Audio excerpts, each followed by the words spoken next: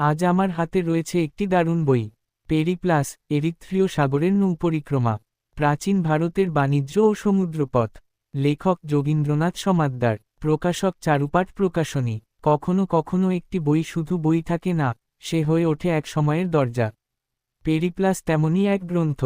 প্রথম শতাব্দীর এক গ্রিক মিশরীয় নাবিকের চোখ দিয়ে আমরা দেখতে পাই বিস্তীর্ণ সমুদ্রপথ, ব্যস্ত বন্দরনগরী, আর ভারত ও পশ্চিম বিশ্বের মধ্যে চলমান প্রাচীন বাণিজ্যের বিস্ময়কর গল্প।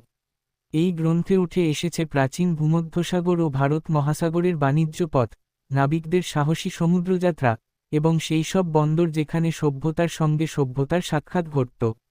ইতিহাস এখানে নিছক অতীত নয়, বরং এক জীবন্ত অভিজ্ঞতা।